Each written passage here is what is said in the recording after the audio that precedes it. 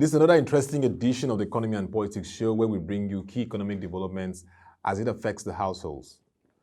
We're in a pre-election year, and the focus of our conversation today will be Nigeria's fiscal policy in 2022 and the implications for the economy.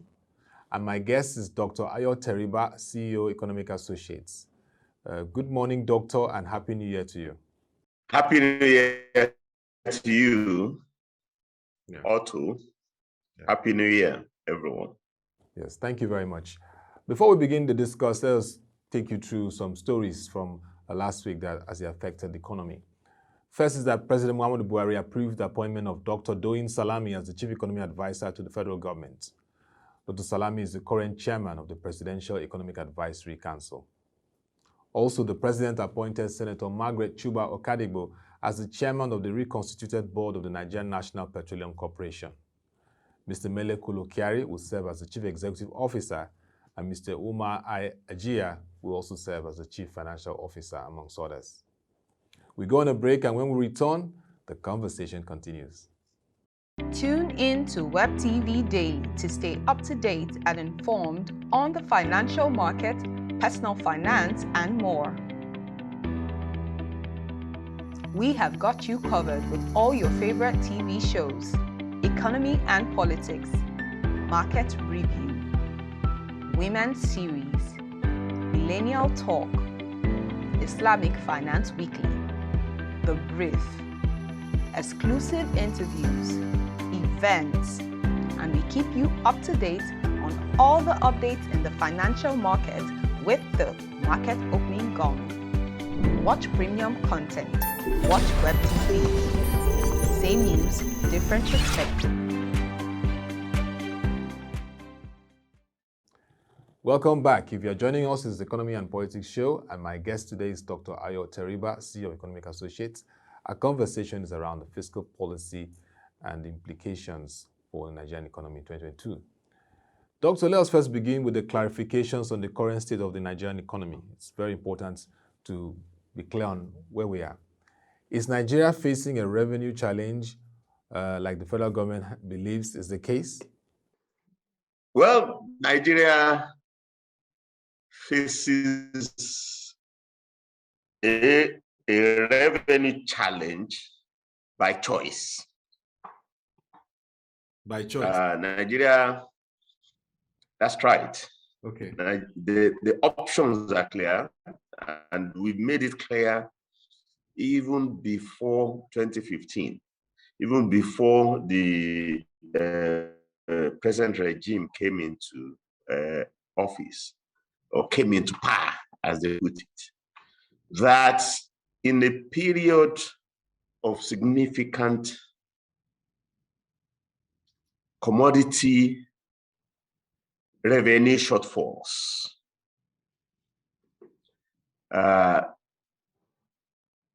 replacing commodity windfalls that we had been historically used to. It's comparable, it's similar to somebody who has had a very rewarding career moving into retirement. Now, when you get income shortfall, you turn to your assets to unlock liquidity from your assets, the assets you have acquired when the boom lasted. So Nigeria is continuing to fish in drying pools. Nigeria wants to get more revenue from taxes in the face of a national revenue shortfall that has crippled incomes, that are crippled profits. You can't increase taxes in that situation. You should go for non-tax revenue, which is turned to your assets and earn revenue from your assets. So that's why I said Nigeria faces a revenue challenge by choice. There's no reason why Nigeria cannot replace the oil-related or oil-stimulated tax revenue that we used to enjoy with non-tax, non-oil revenue from assets that litter the whole places but are idle. Maybe in a nutshell, that's how to put it. It's our choice. So the choice had been there since 2014, when commodity prices began to weaken, the choice was there when the current regime came into power in 2015. We have like 1.5 years left out of the 8 years they had spent. So they've had 6.5 years in which they can unlock significant non-tax, non-oil. You can't expect tax revenue to grow in an environment of recession, in an environment of devaluation, but there's no reason why non-tax revenue cannot boom in a recession. There's no reason why non-tax revenue cannot boom in the face of devaluation, or for that matter, in the face of a pandemic-induced lockdown. So in a nutshell, it's our choice. If we say we face a revenue challenge, it's a self-imposed challenge. It's something that, reasoned choice could have helped us to overcome. Doctor, I mean, the area of the non-tax revenue options is something that has to be explored. And like you rightly said, it's time that we begin to look at that. Maybe your friend, who is now the Chief Economic Advisor, could also provide that insight too. And the Ministry of Finance will also work out modalities, because it's very important, like you said, for us to face the realities. Now let's look at the 2022 budget, Doctor. The federal government has outlined 4 strategies to improve the revenue base, which of course, these are quite the challenges that we see across board. And the big questions are what the fiscal authorities can explore in terms of the options that are there. You've already said that we need non-tax based options. But what are the fiscal options for the authorities to take on now? Well, in a nutshell, Nigeria's fiscal situation needs to address 2 problems. The first problem is seeking to grow the wrong kind of revenue. Nigeria is seeking to grow tax revenue in the face of recession, in the face of a devaluation overhang, and in the face of a pandemic-induced slowdown of economic activity. All 3, the recession, the devaluation overhang, and the pandemic ripples, have adversely affected the tax base. Whether you're looking at people's incomes or you're looking at corporate profits, or for that matter, aggregate economic activity, they've been adversely affected by those 3 factors: by growth reversal or recession, by devaluation overhang, and by the pandemic ripple effects. So trying to grow tax revenue is wrong. It shouldn't. This is a period in which governments around the world are actually injecting subsidies into their economies to protect economic activity, to revive economic activity. So for a government to be looking to increase tax revenue when other governments around the world are injecting subsidies is a contradiction. We should stop it. We should stop talking about trying to raise more taxes. We should start talking about trying to find resources, to inject, to boost economic activity. That's what we should be doing. So don't continue to try to grow the wrong revenue. That's the first, problem. Yeah. The second problem is that Nigeria raises the wrong debt. We issue the wrong type of debt. Revenue is low. We all have acknowledged that revenue is low. Yeah. But we keep issuing only interest-bearing debt. So on the one hand, you don't have the revenue. On the other hand, you keep, we borrow, we issue the most expensive type of debt you can imagine at home and abroad. So the debt management challenge is not about the level of the debt. The debt management challenge, if our debt is managed at all, is a debt cost management challenge. Debt cost management. Okay. For non-interest debt. But conventional bonds that are asset linked are also non-interest paying. So Nigeria needs to replace its portfolio of interest-bearing debt with non-interest bearing debt. So a situation in which you raise 5 trillion in revenue and debt cost, interest payment alone, consume 4 trillion of it.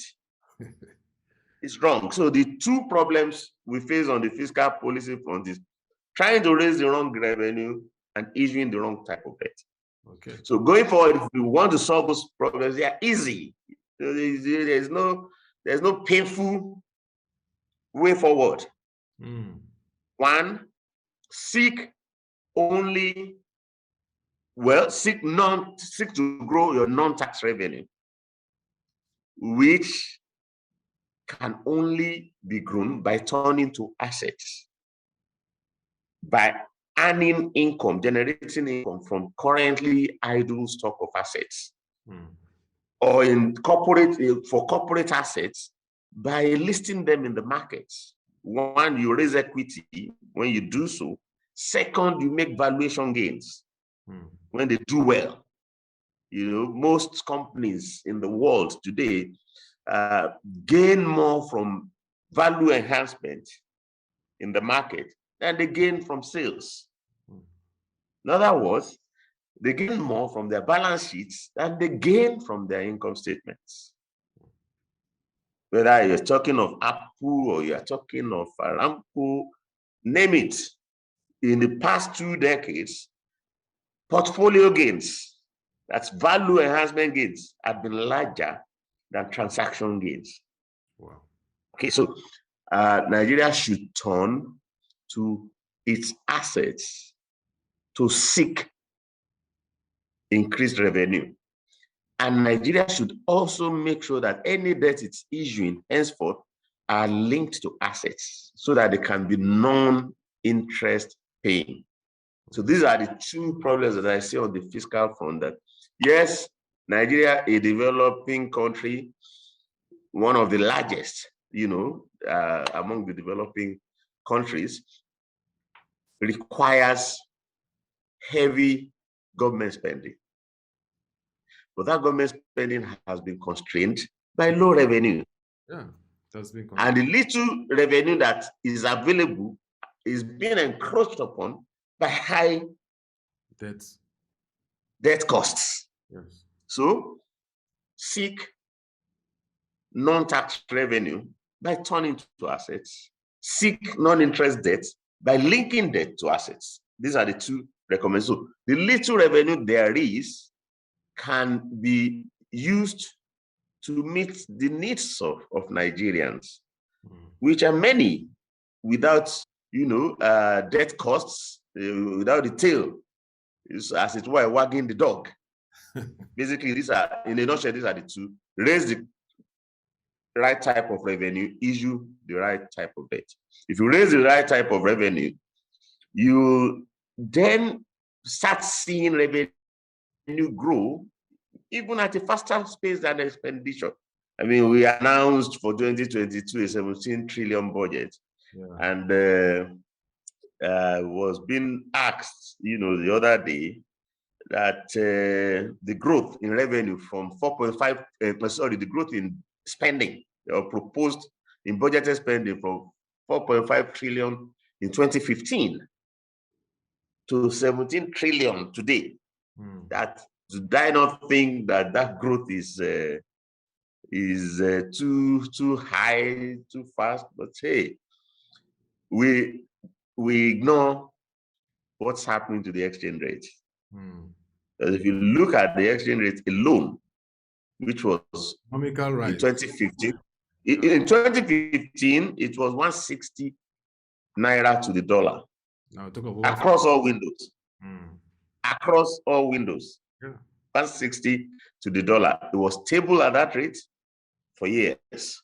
Today, we won't debate what the exchange rate is because of multiple windows. And each window, it's unstable at each window. Yeah. Official window, as they call it, quote unquote, is that 411 or 430 or 425. What is it? Hmm. Then the below the change window, is it 580, 570, or 590? What is it? Hmm. So you now have a very unstable exchange rate. But let's even say we pick one figure. Let's pick the below the change, the figure that is faced by the average Nigerian. So the exchange rate today is about 600 to the dollar, from 160 to the dollar. Now, if you convert 4.5 trillion at 160 naira to the dollar, if you adjust it for the reality that today the exchange rate is 570 or 580, that 4.5 figure is exactly the same as the figure that President Buhari had proposed, the 16-point-something trillion. Mm. So it's illusion to think that the budget is increasing, the spending is increasing. No, President Buhari is not spending more than President Jonathan had proposed to spend in his last year. Yeah. President Buhari is spending the same thing, in spite of the fact that the economy over that time, requires more spending. Mm. Now, okay. Unfortunately, even the revenue, the expenditure managed to stay at equivalent level as in 2015. The revenue, the figures that we turn in revenue under President Jonathan was about 4 trillion a year. Mm. Today is still about 5, 6, maybe max 7 trillion a year. So if you adjust for the exchange rate, the revenue that we are dealing with today is but a very small fraction of the revenue that the President Jonathan revenue had to play with. So our challenge is to try and make sure that revenue keep pace with our intended spending. Mm. So we need to borrow less. And whenever we borrow, we should also try and make sure it's not one that is going to impose debt costs on us, So we need to link both revenue generation and debt issuance to assets. Okay, very clear point, Doctor. As we wrap up, let's look at you mentioned the issue of subsidies. Now, 2022 is seemingly a year of hard choices for the federal government in the area of economic management. And one of them is the removal of subsidies covering petroleum products and even electricity. And the Nigerian Labour Congress has vowed to resist any of those attempts. So, in conclusion, will the federal government be making the right call if it goes ahead with that decision? I mean, just last week, Kazakhstan, we saw what happened, the people revolting, burning government buildings, and even the prime minister had to resign when there was a fuel price hike. Oh, well, you are now dabbling into political issues. The decision to tax or not to tax, the decision to subsidize or not to subsidize are political economy issues. Yes. And it is true to acknowledge that the president,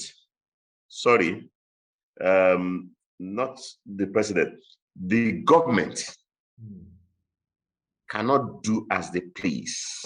Yeah. Because in the end, those decisions they are making the decisions on behalf of Nigerians. So the ultimate shareholders in the Nigerian enterprise are Nigerians. Yes. So, and we run a democracy. Yeah. We don't run a military dictatorship. Yeah. So it's not a question, will the government go ahead? It's a question of, will the populace allow the government to go ahead? At the end of the day, every penny in the budget belongs to Nigerians. Household. And Nigerians ultimately will decide what is in their interest, whether to continue to maintain a regime of subsidy. Well, the subsidy really is exchange rate induced. If you didn't have a devaluation, you won't be talking about subsidy. So it's not something that you can be predicting what's going to happen. It's something that you have to wait and see. Will the populace accept it? If the populace accept it, so be it. Will the populace not accept it? If they don't accept it, so be it. And there is no right or wrong about taxation or subsidy.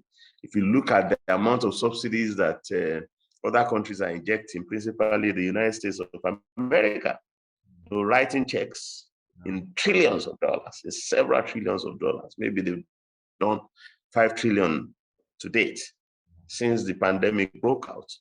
And the economy is only 20 trillion. That's 25% of their GDP on subsidy.